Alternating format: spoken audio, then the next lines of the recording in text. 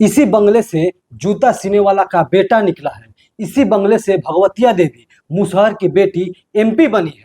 इसी बंगले से डोम का बेटा भोलाराम तूफानी मंत्री बने हैं। ये तमाम बातें राष्ट्रीय जनता दल के पूर्व विधायक, पूर्व मंत्री शिवचंद्र राम बिहार सरकार से सवाल पूछ रहे हैं और बता रहे हैं कि बीजेपी नंद किशोर राम के नाम पर दलित राजनीति कर रही है।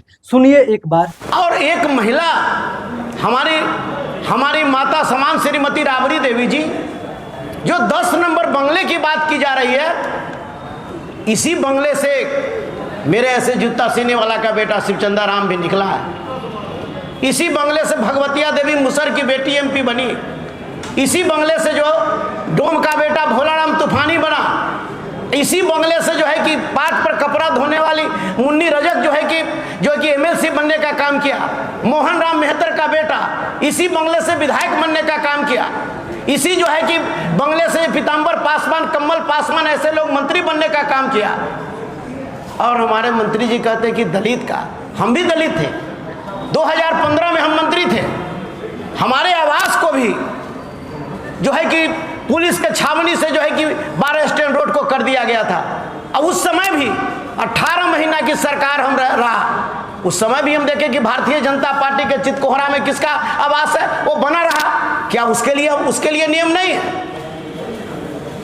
इसलिए आज के समय में 16 दिन में कौन सी ऐसी बातें आ गई नंद किशोर राम जी को कि आपने 8 जो मंत्री है आपने उसका आवास नहीं खाली करवाया।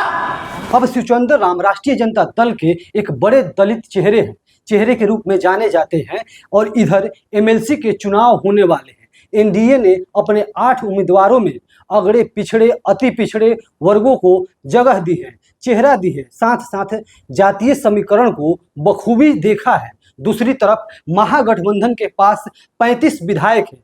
अगर एकजुट रहे तो उन्हें एक सीट मिल सकती है और तेज प्रताप यादव राजद के बैनर पर एमएलसी बनने के लिए तैयार नहीं है। इस स्थिति में खबरें आ रही है कि शिवचंद्र राम को एमएलसी का उम्मीदवार बनाया जा सकता है। लेकिन जब लालू प्रसाद यादव सिंगापुर से वापस आएंगे तो इन पर मोहर लग सकती है।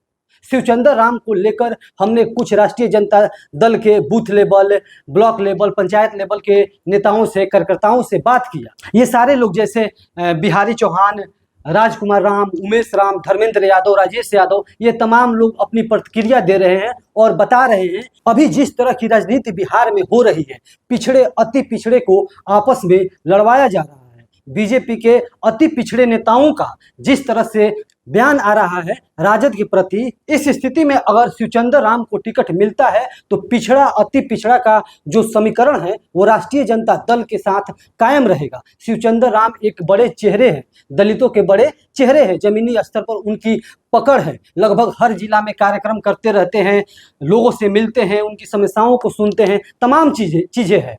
लेकिन एमएलसी के लिए मोहर उनके ऊपर तभी लगेगा जब लालू प्रसाद यादव सिंगापुर से वापस आएंगे। राष्ट्रीय जनता दल की ओर से शिवचंद्र राम या कोई और एमएलसी के लिए सही उम्मीदवार कौन होगा, आपकी प्रतिक्रिया क्या होगी, कमेंट बॉक्स में बताइएगा जरूर। धन्यवाद।